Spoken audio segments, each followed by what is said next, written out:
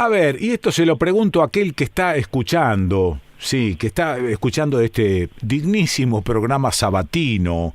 ¿Entendiste vos el tema de los 3 jueces? ¿O te haces el que entendés? No, espérate que voy a tratar de aterrizar con el tema. Me da la sensación de que no nos están informando bien. Me da la sensación de que esto está mezclado con un montón de otros problemas, que tenemos el COVID-19 encima, que tenemos el encierro, que tenemos una pobreza creciente en el país, una desocupación, tenemos montonazos de problemas. Entonces por ahí vos escuchás a los periodistas en televisión o en radio que tratan este tema de los 3 jueces, ninguno lo aclara bien del todo y todos me parece que consideran que lo sabemos, que lo conocemos al tema, y entonces arrancan desde un punto que ignoramos. Y yo la verdad que me incluyo en esto. No entiendo bien hasta dónde es importante el tema de los 3 jueces, de si la remoción, si el nombramiento, si los puso Macri para continuar con las causas contra Cristina, si ahora como está Alberto en el gobierno y Cristina como vicepresidente, los están tratando de correr para que no provoquen daños colaterales. Digo, ¿qué hago? Lo llamo a Gabriel Ganón y que él se arregle con este tema para hacérmelo entender. Gabriel, ¿estás por ahí? Sí, acá estoy, Quique, ¿cómo te va? Buen día, don Gabriel Ganón. Bueno, a ver, ¿por dónde podemos arrancar este problema de los 3 jueces para que yo lo entienda desde el llano?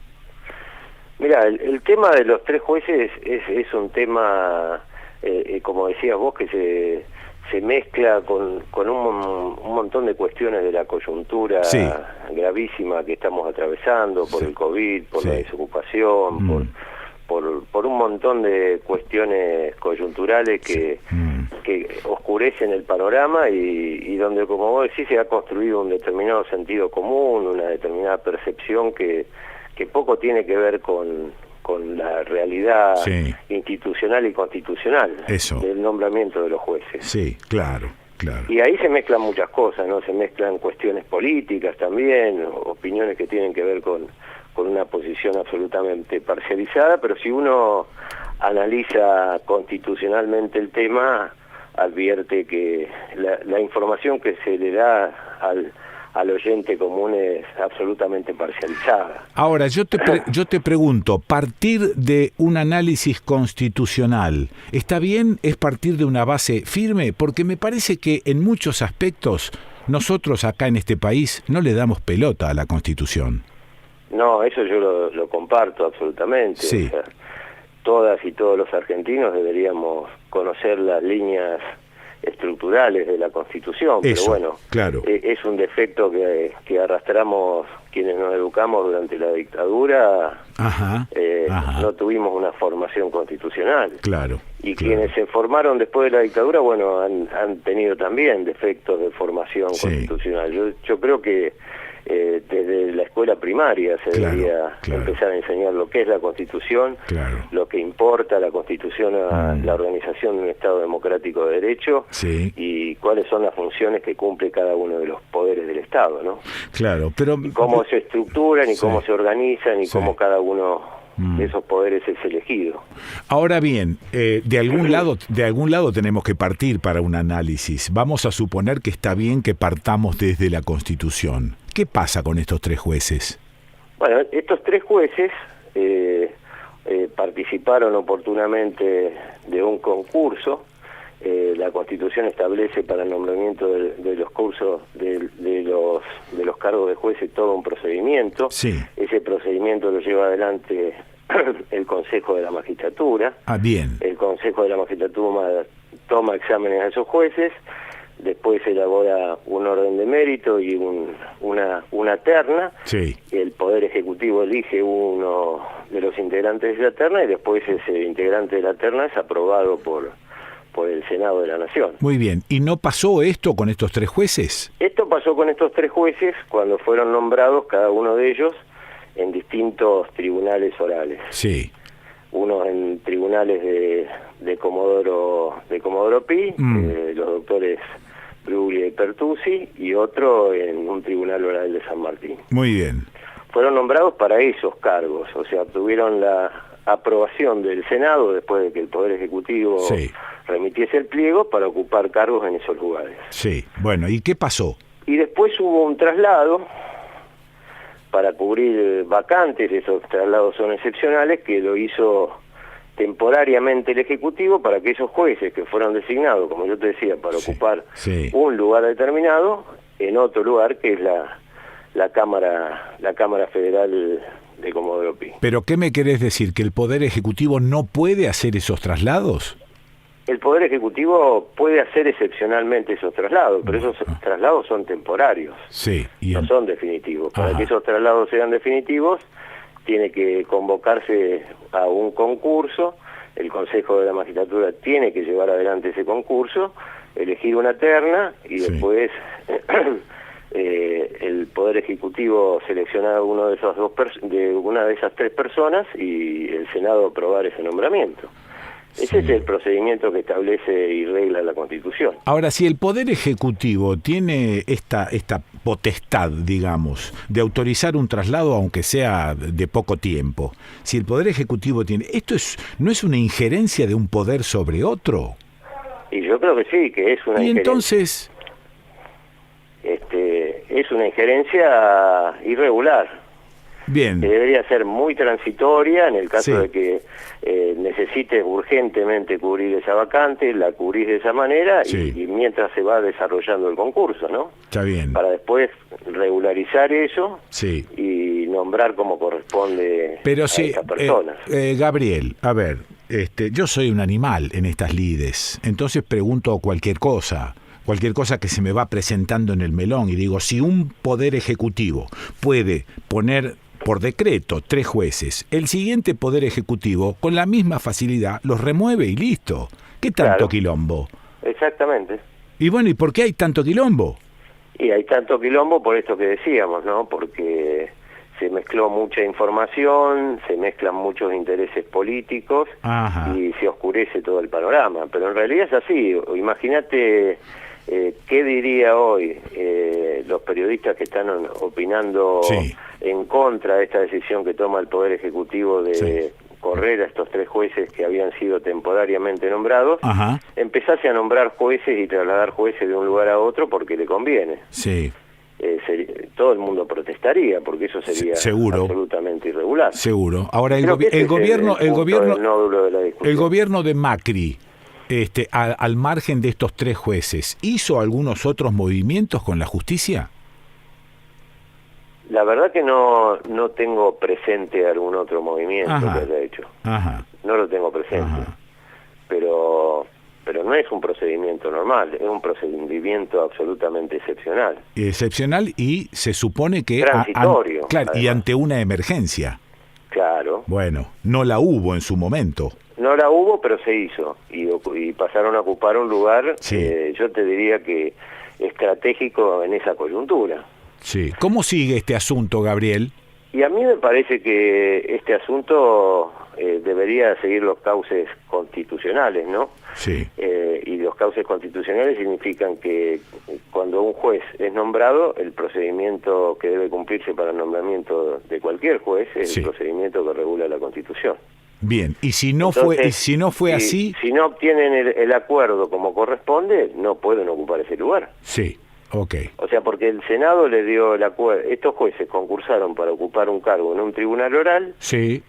Y las funciones de un tribunal oral son diametralmente opuestas a las funciones que cumple un juez en una Cámara de Apelaciones. Son distintas y la regularidad de ese concurso significa que tienen que ocupar ese lugar y no otro.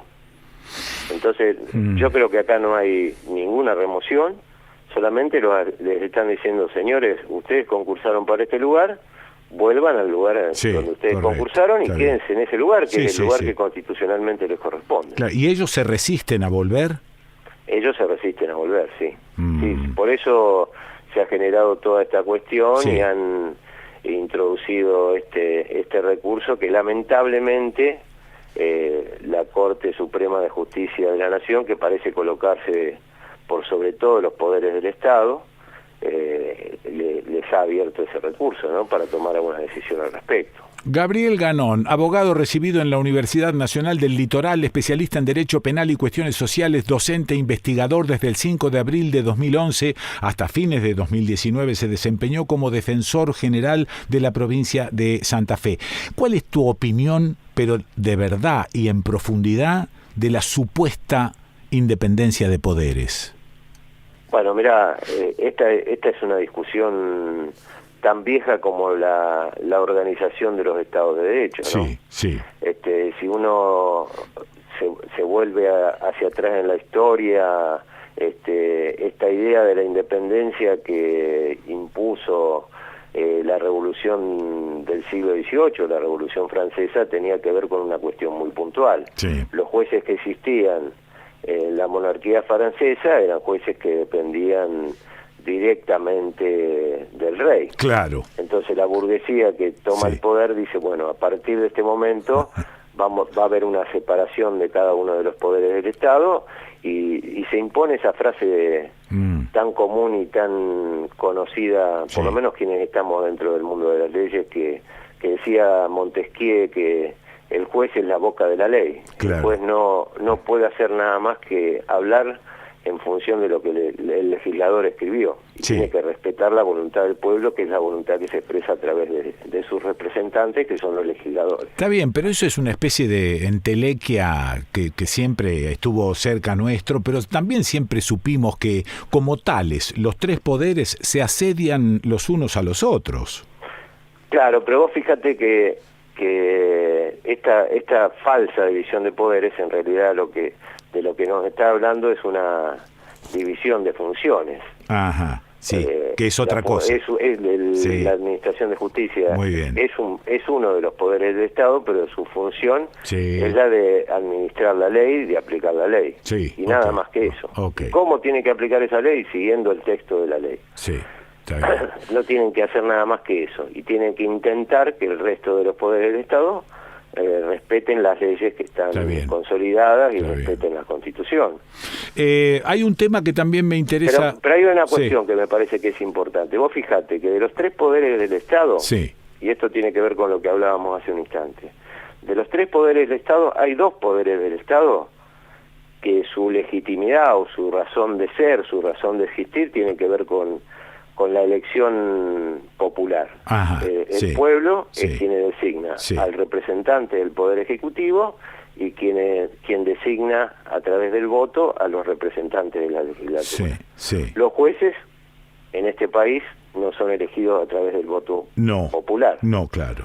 Son elegidos a través de ese procedimiento complejo del que estábamos hablando antes, en el que interviene el Consejo de la Magistratura, interviene el Poder Ejecutivo y después interviene el Senado de la Nación, el Poder Legislativo. Y eso es lo que le daría legitimidad a los jueces de ocupar el lugar que ocupan. Algo totalmente distinto a las designaciones que hace el pueblo en los otros poderes del Estado del voto. Totalmente. Que también hay dimes y diretes con respecto a esto, ¿no? Fíjate lo que a veces pasa, que van a la Cámara de Diputados tipos que nadie votó y que están en una especie de lista sábana donde van todos medios así en tropa y tampoco ahí puedo decir que la gente los está eligiendo. Entonces, digamos, todo procedimiento de esto tiene su cuestionamiento.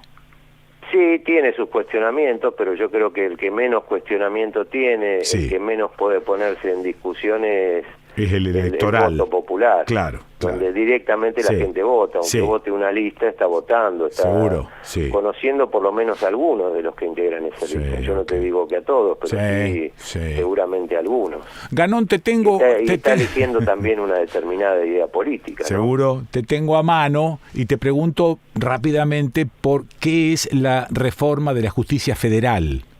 ¿En qué consiste eso? Bueno, la reforma de la justicia federal es una cuestión que se viene discutiendo desde hace muchísimo tiempo y este proyecto que ha llevado adelante el Poder Ejecutivo a mí me genera bastante insatisfacción, ¿no? Porque me parece que una reforma judicial debería ser mucho más profunda y deberían ponerse en discusión otras cuestiones, sí.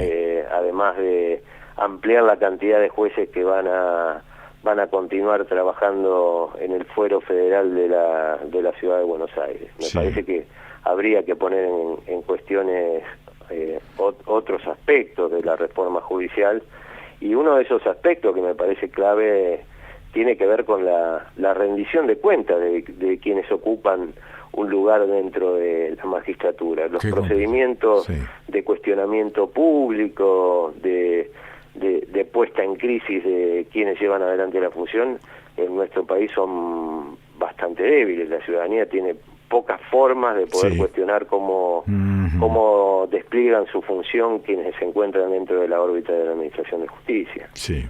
Y después pasan cosas bastante particulares, ¿no? Cuando se alteran las reglas de juego, y esa alteración de las reglas de juego muchas veces significa dañar la honra de muchísimas personas, ¿no?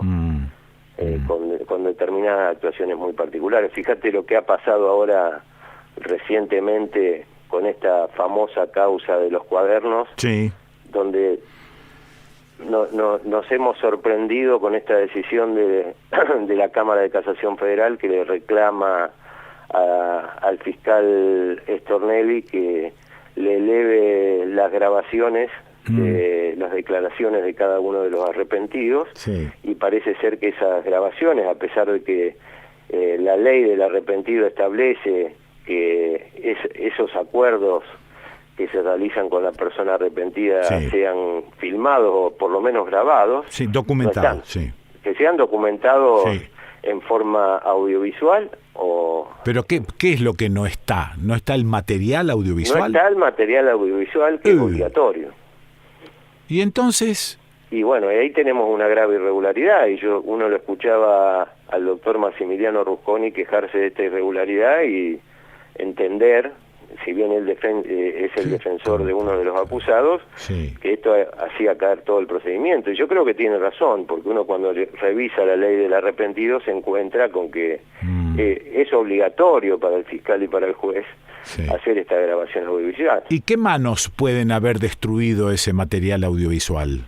Es que a lo mejor no puede haber existido, a lo mejor no existió nunca. Habría que preguntarle concretamente al fiscal Stornelli. Fíjate vos que también ahí había un fiscal adjunto, que es el fiscal Rímolo.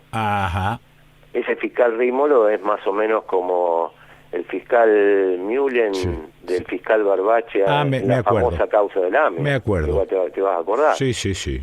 Ahí había dos fiscales, uno es el fiscal Stornelli y el otro es el fiscal Rímolo. Habría que preguntarle al fiscal Stornelli y al fiscal Rímolo qué pasó con esas grabaciones. Esas grabaciones deberían existir.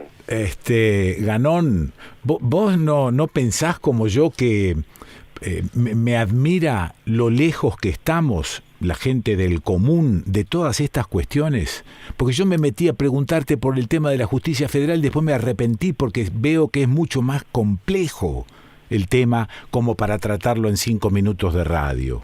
Y estamos, es complejísimo. Pero estamos lejos, la gente no es la gente que está, la gente estamos lejos de estos temas. Lejos. Absolutamente. Entonces lo que hacemos es participar medio sin conocimiento en profundidad de alguna postura en algún lugar de la brecha.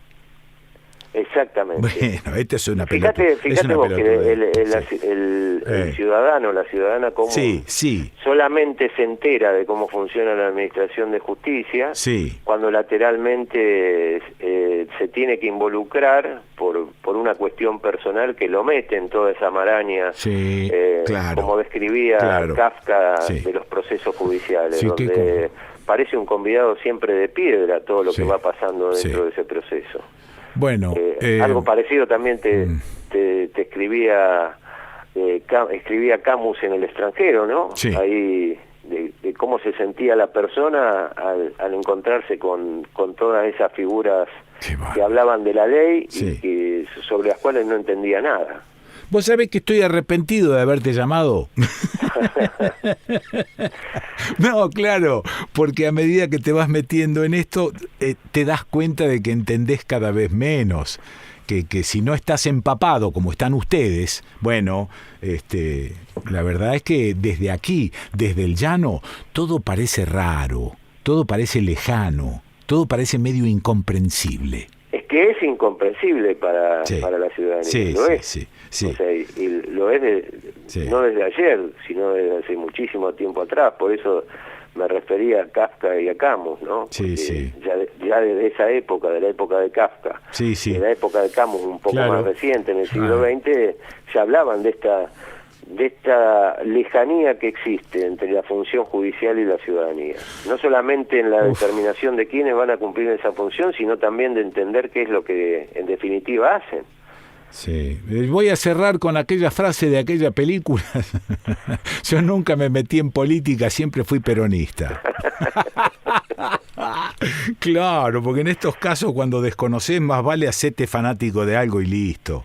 Y ya está. Tal cual, y eso es lo grave, ¿no? Sí, que claro uno que sea es grave. fanático Sí. en función de una posición y no, Sí. no termina entendiendo muy bien de Claro. qué estamos hablando y de qué estamos discutiendo. Gabriel, te mando abrazo grande. Gracias por este ratito de verdad. No, gracias a vos, Quique, por llamarme. Abrazo. Un abrazo grande. Chao. Bueno, lo escuchaste a Gabriel Ganón. Qué cosa, qué maravilla. Este tema es imposible, te diría. Lo escuchaste a Gabriel Ganón, especialista en estas cuestiones. ¿Dónde? Acá, en Estudio País.